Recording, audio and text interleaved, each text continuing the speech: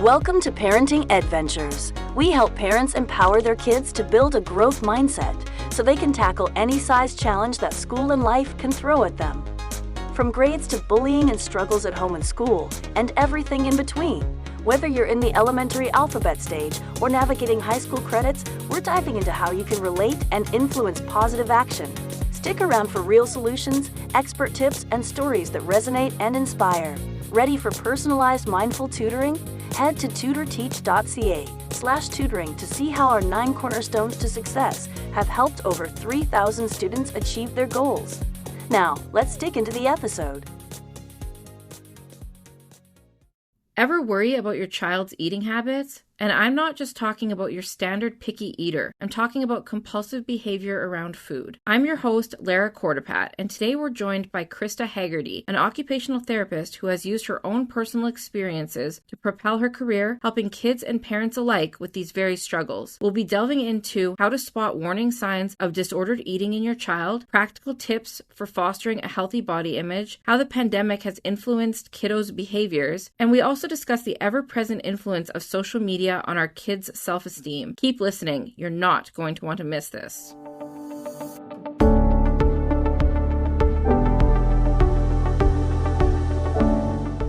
So let's start from the beginning. Can you tell us about the road that led you to occupational therapy? Was there a moment that pushed you in that direction? Okay, so this is such a great question, and it really fits well with our topic today, to be honest with you. So when I was in grade 12, I was hospitalized with an eating disorder. I spent the better part of a year in and out of the hospital. And there was a family friend who used to come and visit me quite regularly. And she was a couple years older than I was, and she was in the middle of pursuing her degree in occupational therapy.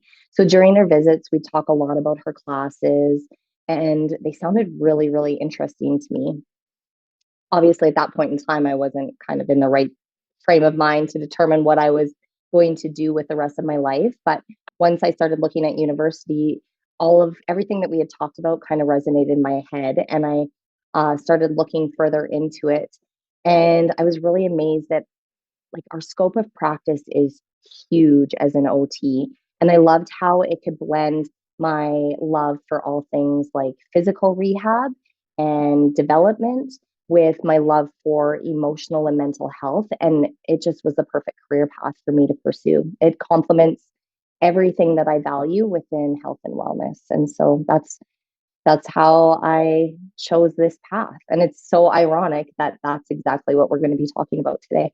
Yeah, it's amazing that you took a personal experience and turned it around into helping others. And occupational therapy, I don't think people quite understand what it is. I think that it's a large umbrella, it's ambiguous. And so it sounds like it covers a lot of different capacities of health. And so your concentration is more on body image, but like you said, it does cover physical aspects and whatnot. So if you had to define occupational therapy, how would you define it? Well, I literally get asked this all the time, and it's such a hard question because again, we cover so many different things, but people often they hear occupational therapy and their headspace automatically goes to occupational health and safety. And that is so far, that might be a very, very small component to what we do, but it's quite far removed. So when we talk about occupation in the terms of occupational therapy, it's anything you do within your daily life. So it could be combing your hair, it could be going to school, it could be playing a sport, it could be playing with your kids. So the role of an occupational therapist is to look at the barriers that keep you from living your best life. And those can be physical barriers, emotional barriers, mental barriers, even social barriers, and help you eliminate or manipulate those barriers so that you can live a life that is full of meaning for you. So I always say, like, my job is to help people live their best life, and that's 100% the role of an OT.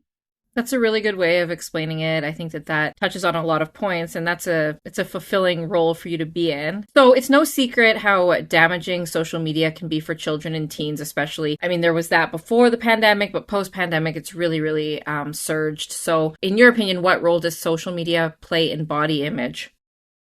I think it plays a huge role. And I really do have a love-hate relationship with social media. I think it can be a really fun outlet for our kids, our youth, our teens, but it also creates added pressure by setting very unrealistic expectations about what life should look like. I mean, we always talk that when we're looking at social media, you're playing the highlight reel of people's lives, right? It's not very realistic. And so, like I said, I think it creates very harsh expectations about what life should look like. When I grew up, we had TV and we had magazines, but now the role models of for our youth are found on social media, and we're absolutely inundated with it, and it becomes much more difficult to censor what our children are seeing. So everywhere you turn, our youth are flooded, and us for that matter. I mean, we face the same pressures as our kids when it comes to social media, but there's these influencers that go viral with random ideas. They have no education, no backing to them, and they just create new trends, for example, that can be very, very frightening. And it's just it's a very toxic environment. Add on to that, it's a great method of cyberbullying, right? And the minute, because it's very easy to hide behind a screen and give very harsh opinions, tearing others down. And so that plays a role in our self-esteem, in our body image. You post a picture, they're waiting for that like brain response, right? To get those likes. And if they're not getting them, or they're getting those negative comments, it's crushing. It's absolutely crushing for them.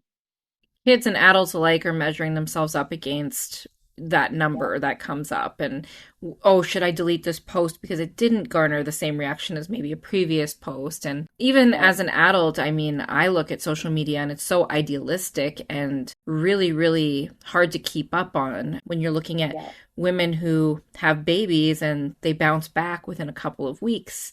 They go right back into their regular life, and but they don't. This is the thing, right? That's what we're led to believe. We're led to believe that, every person has the same 24 hours in a day, and every person has the financial means to be able to do this. And our kids see this too. And it's just so unrealistic and so toxic. It's very concerning to me. And as an adult, we can rationalize, the years of life experience we've had, and we can almost separate the real from the fake, maybe a little bit more. But kids, this is the world that they know. And so they're measuring themselves up in every way possible, and mostly in a superficial manner, just based on what they're seeing. It's all they see every day, all day. Well, and even, there's lots of accounts out there that preach body positivity or healthfulness, but it's honestly can be just as toxic and unrealistic as well. So we're kind of getting it from both ends of the spectrum, right? And so it's hard to find that. I always, in everything I do when I'm working with clients, I always say that there's magic in the middle, and it's really hard to find that middle ground. So, what are some ways that teens can develop and maintain a healthy body image? Are there any tips that you might have for this? Yeah. So I know we're going to talk about this a little bit later, but I think it honestly comes down to a lot of help from the parents, friends, and family. Okay. Um, in terms of how our youth can take ownership over their self-esteem, I think it's really important that they surround themselves with people who accept and support them for who they are. One of the things that I've always like, I'm a mom of three, so I'm like, and two of whom are girls, so I'm very well versed in this. But one of the things that always told my children is that your circle should make you feel good about yourself. And if you have people in your circle that are constantly making you feel like a less version than your best self, then you need to kind of make your circle smaller, right? So I think first and foremost, surrounding yourself or having your children surround themselves with people who are supportive and uplifting is one of the most important things that they can do. I also think physical activity is a really great catalyst for boosting self-esteem and body image. And that doesn't mean that our youth need to dedicate themselves to a specific sport or working out. They just need to find ways to be active, because that helps boost our mood. and manages our stress and anxiety. And those two, like stress and anxiety, are two very important catalysts to developing eating disorders. So if we can kind of, you know, manage that stress from a younger age, that will help foster a healthy body image. I'm I'm always a huge advocate of lifting weights when it comes to our kids and our teens, not for the body changing aspects of it, but in just the ways that it helps.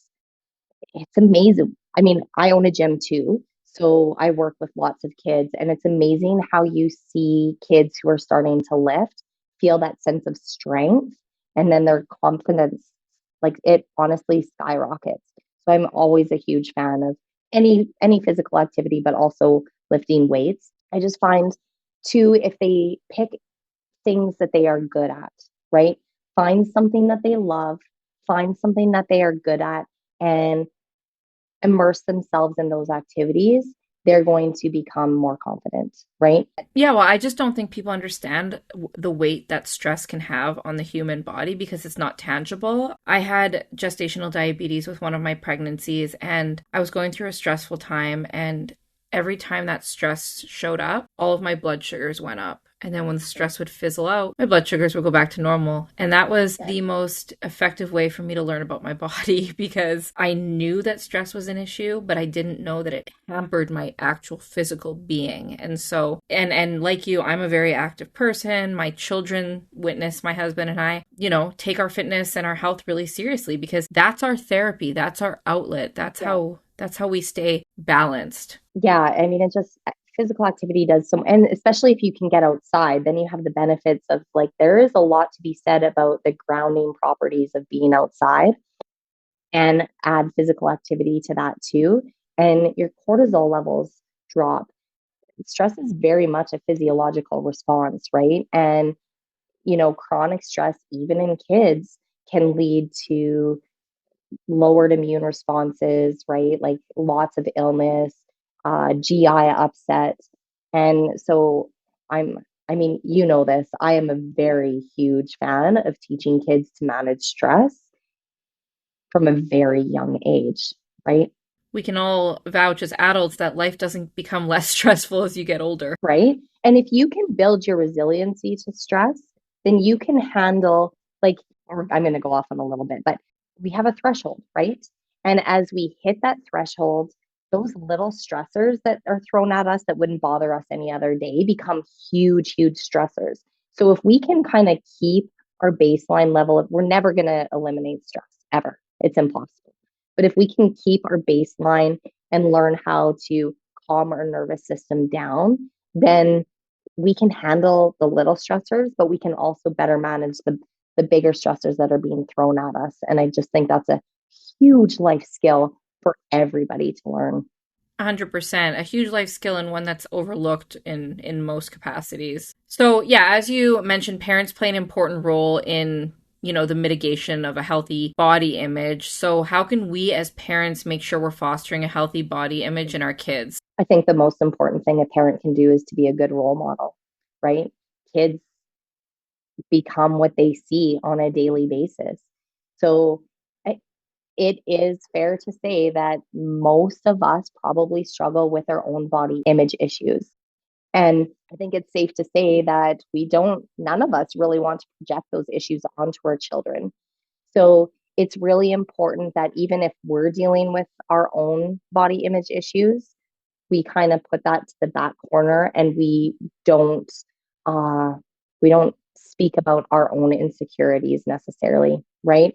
So it comes down to avoiding making comments about your own appearance or the appearance of others, even if it's like well-meaning, right? Sometimes you can take those positive thought or positive expressions and be like, oh, well, if they think that's great, then this is what I need to do to make sure that I'm who my parents want me to be, right?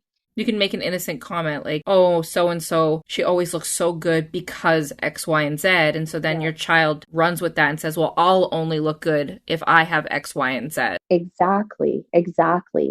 I think it's important to compliment your kids always, but put most of the focus on the things that the kids are doing well as opposed to how they look. Or if you are commenting on their appearance, give them compliments on their eyes or their hair or their smile, right? Not things that they're going to take to like, you should never focus on weight or anything like that, right?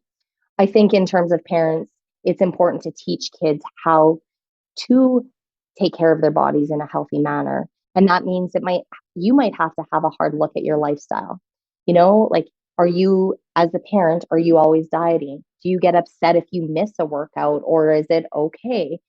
Is exercise or food used as a punishment or a reward, right? And so you need to kind of think about the dialogue that you're projecting, even in simple conversation, even if you don't mean anything negative about it. We just really have to have that level of awareness. You think, oh, they're reading a book right now, or they're watching a show, or they're riding their bikes. They catch a lot of what we talk about as adults, and so an innocent conversation between two adults that doesn't seem harmful can transfer itself to a child in a different way. 100%, 100%, right? Yeah, that dialogue, it just needs to be, we just need to be so careful and aware of what we say and do. In other regards to fostering a healthy body image, I think taking part in activities that your kids enjoy, right? I see women all the time who don't go to the water slides because they don't want to be in a bathing suit. Your kids see that. They just want you to be with them. So sometimes it does mean we have to rise above our own insecurities.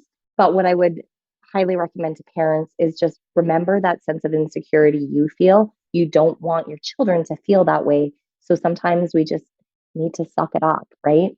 Same thing with taking pictures with your kids. Lots of moms are like, oh, I don't need a picture. I don't look good enough, right? Just take the pictures. Your kids don't care, and they do not want to hear that body image excuse not to do the things or take the picture. And then finally, I think it's really important that parents maintain open communication with their kids, right? I think sometimes parents are afraid to talk about hard things with their kids, and we need to be able to do that. So, talking about the effects of puberty, right? It is natural to gain weight as you go through puberty or have a surge in emotions. But making sure that they understand that that's a normal part of development. Talking to your kids about the effects of social media and how social media can create those unrealistic expectations. Ask your kids questions. Let them ask questions of you. Just maintain that open communication. And I think that does a huge part in fostering self-confidence, boosting self-esteem. And then they know if something's wrong, they can turn to you and there's no judgment. I think that our generation's done a better job, or taken a different approach, if you will, in having discussions with our children that perhaps older generations didn't have with us. And so our kids by nature are a little bit more inquisitive because their exposure points are a lot, I guess, more varied at a young age. And kids, they don't hold back asking questions. And so it's how you handle those questions that really helps fortify their mental states on different 100%. topics. So, what are the warning signs that parents should be looking for? And how can parents differentiate between a child that's just maybe being a picky eater, has sensory issues, and one that's actually experiencing disordered eating? Okay. So it can be tricky to discern between the two for sure. And having a picky eater is very, very common. I work with kids with sensory issues with eating and stuff all the time. But generally speaking, picky eaters don't present as being really distressed around food, right? They will happily eat when given foods that they enjoy and are able to eat enough to maintain their healthy weight, right?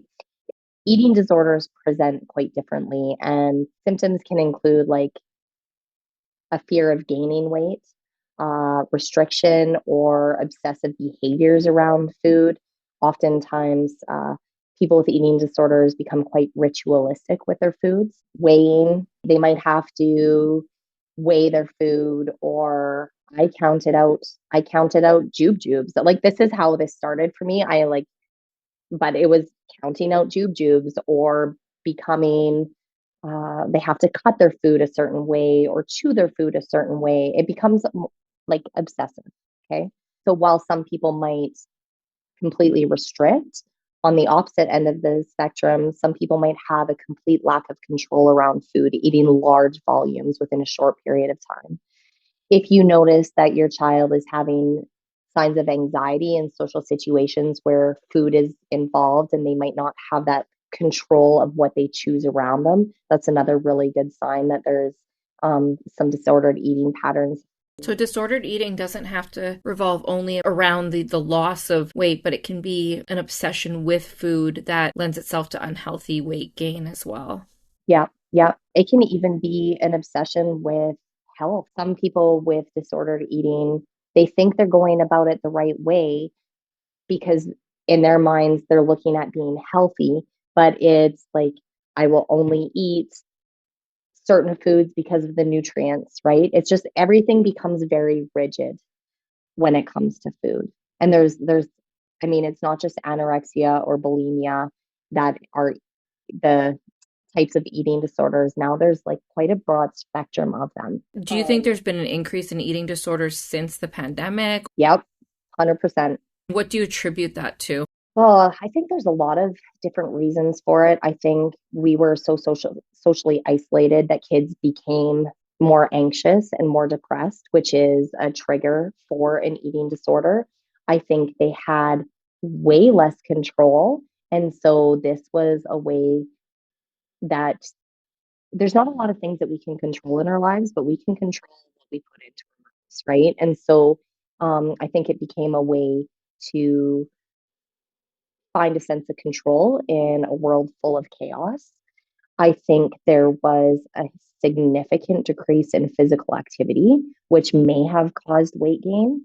And uh, people just weren't prepared for those changes in their body.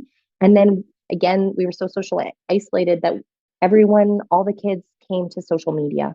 And so, right, I think influencers became more prevalent. And yeah, I think it was a huge catalyst for eating disorders.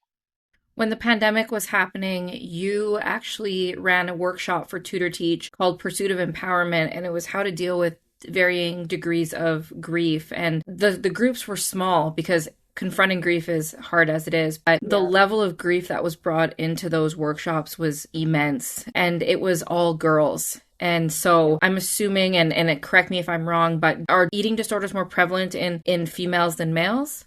So they are more prevalent for sure, but I think the stats are skewed a little bit because males do not come forward with their symptoms, and because in there is still a lot of stigma with mental health and eating disorders, and an eating disorder is a mental health diagnosis. And so I think that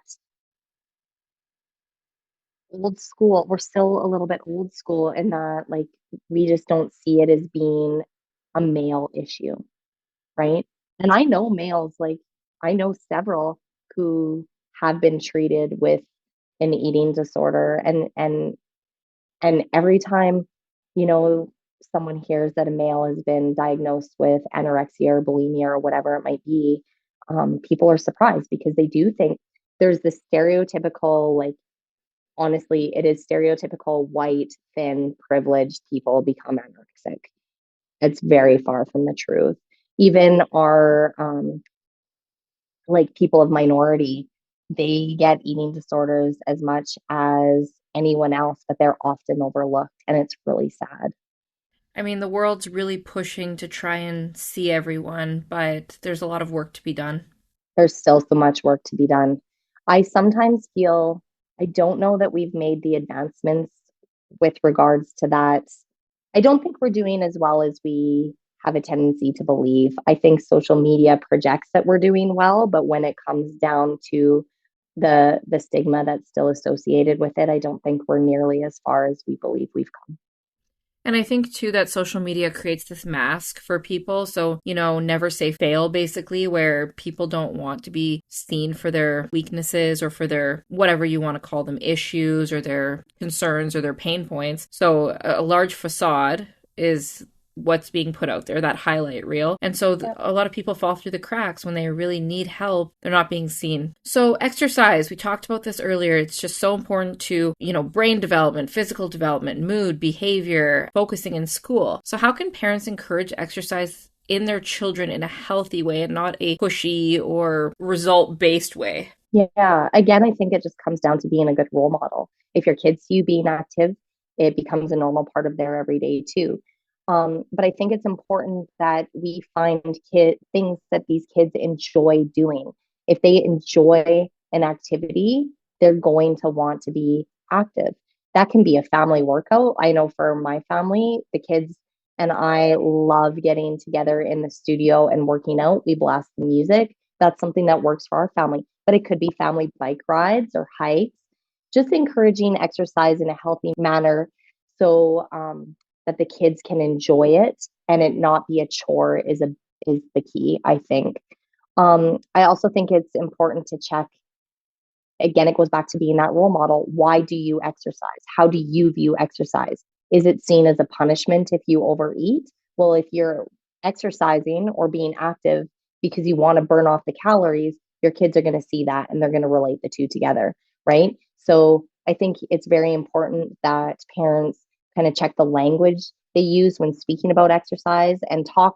I also think it's really important, and this goes with food too, to talk about all the things that it brings into your life instead of the things that it takes away, right?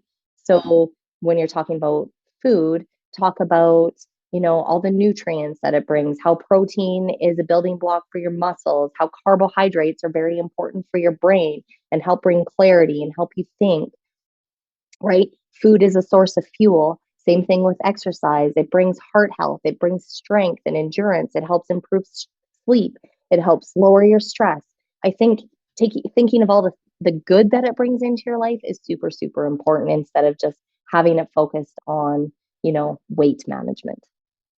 If it becomes a chore, then it's not a natural fit. And so creating a normalcy behind it would be super important. I know that, like you, 3 kids, we hop on a bike. That's normal. In the summer, it would be strange if we didn't all get on our bikes and go for a ride. Or, we walk the kids to and from school when the weather gets a little bit nicer, and they love it because it's fun. It's way better than being in the car. And so really looking at ways that even small little gestures that promote a healthy lifestyle and a healthy mindset can go such a long way with children who are already so impressionable. Yeah. It's small habits too. Like it's not even just the habits of like getting exercise. Park further away, right? Don't be afraid to, take a few extra steps to get to the grocery store. Take the stairs with your kids, right? You don't necessarily always have to take the elevator. I understand when kids are littler and you're hauling diaper bags, and that's a little bit more difficult. But as they get older, teaching those small habits can make a big impact. In the same way that exercise is important, so is nutrition. So how can parents, and you touched on this already, but let's dive into this a little bit deeper. How can parents educate their kids on nutrition and food in a healthy way? The use of language is so important. What are the good ways to talk about food with your children? And what are the not good ways, the bad ways to talk about food with your children? Yeah. So I think, again, it goes back to seeing food as fuel for our bodies, right? So going back to speaking how nutrition can add to our daily lives, right? In terms of like building muscle and giving you energy and all that kind of stuff. That's super important. I think it's really important to avoid labeling foods as good versus bad. We have a tendency to put different foods on these pedestals that we can or can't have. And there needs to be room for all foods in your diet. If right, that's balance. Food comes there's so much of a social impact with food too, right? So we need to avoid comments like, oh, and I have been guilty. I know better. I have been guilty of this. I am definitely way beyond my eating disorder years. Like I am better. Um, but I'm not innocent when it comes to like always speaking well about food. I still have some tendencies that I need to fight. So I've been like, there have been days where I've been like, oh, I shouldn't have had that. Like, I just feel like I was bad today. I had that piece of cheesecake. I better eat less tomorrow. We need to avoid conversations. And those are very common conversations we have We need to avoid those types of conversation. Food doesn't, because we eat something, doesn't make us a good or a bad person. Food does not have that power on us. And so we need to really avoid labeling food as good and bad and talking about ourselves as being good or bad based on the amount of food we ate or the type of food that we ate, right? Another layer to that is I've noticed my 6 and 8-year-old will come home from school and say, I noticed a classmate of mine has this in their lunch, or why do I get this and they don't get that? There's so many economic, social factors that play into how people eat, just same with allergies. Some kids can have peanuts, some can't, some can have gluten, some can't. And so we try and tell our children that just focus on what's in your lunch kit. Don't worry about those around you. They have their reasons for having a lunch made differently than ours. And hey, they might be looking at your lunch thinking the same thing. So make sure you just focus on what's in front of you. Yeah, that's a really good tip and point to mention for sure. I think also too, like as parents, if you are dieting, which is a whole nother topic that I could go off on too, but don't talk about it with your kids or around your kids, right? Or even to your friends. Avoid talking about calories, macronutrients.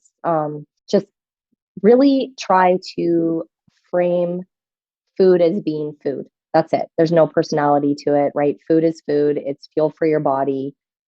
It does not give us our sense of worth, self-worth, depending on what we eat, right? We just have to make sure that we're speaking about food as a nutritional, something that holds nutritional value.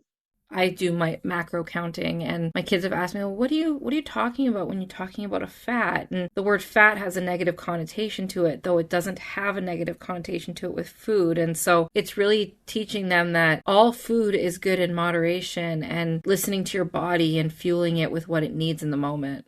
100%. Yeah. So what role does occupational therapy play in all of this? How can occupational therapy help a family or an individual navigate these tough realities? So we can help in so many different ways. During the recovery process, for example, we can help kids learn to identify their values and beliefs away from their eating disorder. So what happens when you haven't, like when someone, a child, adult, anyone has an eating disorder, there's like an eating disorder voice and it overtakes everything, right? It is very different from the values and beliefs that you hold away from the eating disorder. And so during the recovery process, OTs can help them identify those values and beliefs that are away from that voice and teach the kids to identify a disordered thought as just that, right? Something that does not fall in line with what they truly believe in. And we can teach them how to not react to those thoughts with a disordered behavior. And we can teach them coping mechanisms to change that disordered behavior into a positive one, okay, that aligns more with what they truly believe in. We can teach them to find like alternate healthy activities that can compensate when they are feeling overwhelmed by the thoughts of their eating disorder or that eating disorder voice. So a child comes to you, we've identified by this point that they have disordered eating. And so they come to you looking for strategies and a plan to essentially rehabilitate themselves through this. And you, the occupational therapist, not only gives them the steps to mitigate that disordered eating, but continued support past that. Because I imagine it's a lifelong, once it's there, is it a lifelong battle? Yeah, it is. I would say I was a very lucky one. Do I still have some disordered body image days? 100%. I'd be lying if I said I didn't. Oftentimes, these thoughts, though, can be quite chronic. So, yes, it does require often continued support, right? And continued. I mean, I was in and out of I was in hospitalized for a year, but I received significant support for probably at least 3 years. And that is a low, low number in terms of how long people need support. So basically, we're teaching them strategies, right? Strategies to manage their emotions. Oftentimes it's sensory and emotional regulation. You know, when we when people have eating disorders, they become desensitized to their body's feelings of fullness or hungry. They don't even know how to recognize that, right? I'm sure many people can actually empathize with that. You get really, really busy in your day and you don't eat. All of a sudden, you don't know if you're hungry or not. Like by the end of the day, right? When you're stressed and you lose your appetite completely. 100%, right? And so people with eating disorders have just pushed those feelings aside for so long, they don't even know if they're feeling hungry or if they're feeling full. So we have to, occupational therapists will teach them how to become more in tune with their bodies again and adjust to those sensory type feelings. Oftentimes, too, they may lose that sensory input of like hunger and fullness, but they become hypersensory in other aspects. So, lots of people that I've worked with, and I actually experienced this too, because you have a heightened sense of anxiety when you're going through treatment, right?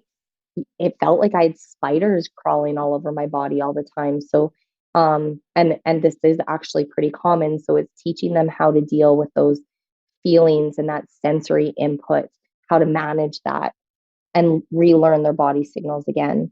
And then like it comes down to teaching them how to manage their stress, manage their anxiety, taking them through practicing in different scenarios, right? Um, Sometimes it will mean taking them to there's a lot of fear with people with eating disorders about going to a restaurant because they don't know how it's cooked, they don't know the ingredients, if they count calories or macros, for example. And I'm not saying there's anything against doing any of those things. There's a threshold, right? So people are often predisposed to eating disorders, and there's events that kind of act as a catalyst to push them beyond normal healthy eating into disordered eating. But, you know, we need to teach people to manage those different situations, and OTs do that. I was going to ask you, are there any studies or research that indicate that disordered eating is generational, or is it really innate to the individual? There are studies that show that it is genetic. There is a genetic predisposition. There are also studies that show that there's that fine line. So people who diet, for example, and they lose a little bit of weight, if they lose too much weight and pass that threshold, that kind of ignites the eating disorder center in your brain. There's lots of studies that show that people who have been bullied, people with depression or anxiety, are at higher risk of uh, developing an eating disorder. Yeah, that's interesting. I do find that one condition can often lead to another. So ADHD can be associated to something else and, depression and whatnot. And those are really blanket statements, but definitely something to look out for when. Yeah, 100%. Um, yeah, I mean, yeah, generally speaking, depression, anxiety, and eating disorders all go hand in hand. You might be diagnosed with an eating disorder, but as you dive into it, you notice that they have depression or anxiety. So, as an occupational therapist, do you work closely with dietitians and other healthcare providers to come up with a holistic approach and plan for these kiddos? So it depends where you're working, right? I work in a private clinic, so I would just see clients one on one, and I would obviously, with permission, collaborate with any healthcare providers that they are seeing in regards to an eating disorder. But there's like Edmonton, for example, Calgary too, they have full blown inpatient and outpatient eating disorder programs where they do have an occupational therapist and a registered dietitian, psychiatrist, psychologist. I'm very much into a multidisciplinary approach. I think that's the best way to approach all healthcare, to be honest.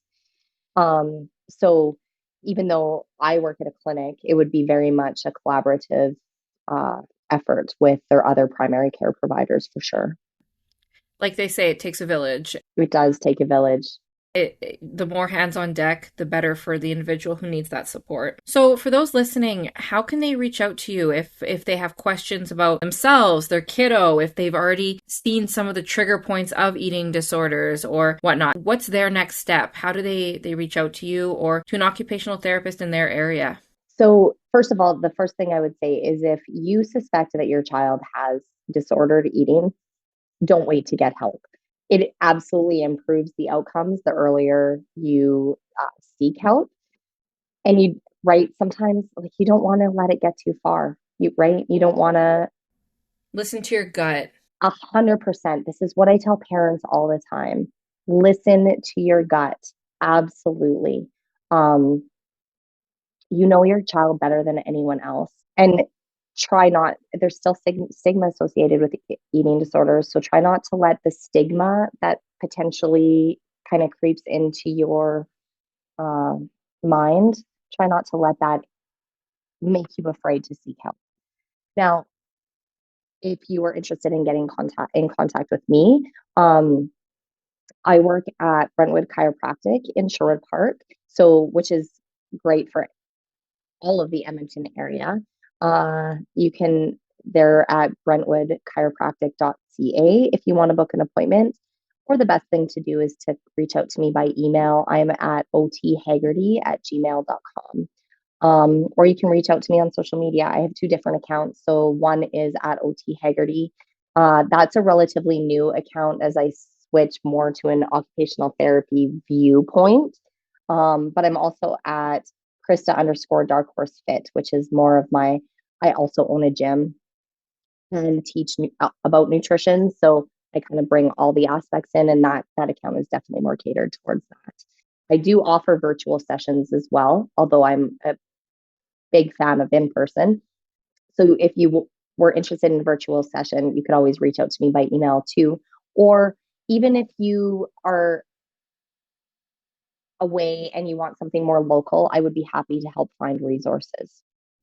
And I think the world sometimes needs that virtual component because some kids are more resistant in person and this little bit of a comfort zone for them to be able to do that. So I think that's an awesome offering. And obviously I follow you on social media and I love seeing you and your family and the type of role model that you present yourself to be for your kids. And I think that's great. And I think that the first step is reaching out and following your gut. I always tell parents through Tutor Teach that advocating for your kid is your job. The schools care about your kids, the coaches, the mentors, they care about your kids, but no one's ever going to care about your kids as much as you do. And so the squeaky wheel sometimes has to be you, and it can feel uncomfortable, but we are their voice for their entire childhood. But it's true. They need someone to advocate for them. And those kids, they might not love when their parents are advocating for them. It might make them feel a bit uncomfortable, but they'll be thankful that that's the route that mom and dad or guardians took because they themselves often don't feel comfortable coming forward. And that's where the following your gut, if you're seeing something that just seems a little bit off or, that repetitious or chronic, I think that it's okay to anger your child by reaching out on their behalf. Well, 100%. I mean, I can't remember what the stat is. I think it said that one person passes away of an eating disorder every 56 minutes. And I fully understand that because I got to a point where when I went to bed at night, when I was going, like before I was sent to the hospital, I made my mom and dad come in and give me a hug and lay with me every night. I was like 17 or 18 years old, but I made them come in because I did not think I would wake up the next morning. So it's a legit stat. It is scary. So by all means, if you have to anger your kid a little bit because you're worried about disordered eating, it's well worth it to dive into it right away. That's our job, is to anger them, to protect them. So, yeah. Well, thank you so much for sharing about your story and what led you to this profession and how you're passionate about it because it's something that really hits home for you. It's triggering for you and how you're able to support a new generation of kids who are going through the same thing. So I think the information that you shared is really eye-opening, and maybe even if just one listener here is able to see their family story through this and act on it, that's a success. 100%. I've always said that if I can just help one person with my story, then I wouldn't change. It was hard, but I would not change what I went through ever, because I have so much knowledge about the issue and can relate to people firsthand with regards to it. So if I can help one person, then it was all worth it. Sounds like you're helping more than one person at this point. So, well, this has been a really awesome conversation. I appreciate the time that you took to speak with us. And yeah, for sure. Thank you so much for having me. This was awesome. Thank you. And that's a wrap for this episode. Thanks so much for joining us on Parenting Adventures. Remember, you're not alone in this journey, and we're always here to help. Parenting is like trying to fold a fitted sheet. It seems impossible at first, but with enough determination, you can make it work, kind of. If you're ready for the next step, visit tutorteach.ca/tutoring for personalized mindful tutoring and discover how we've helped over 3,000 students reach their goals. Until next time, keep calm and fold on.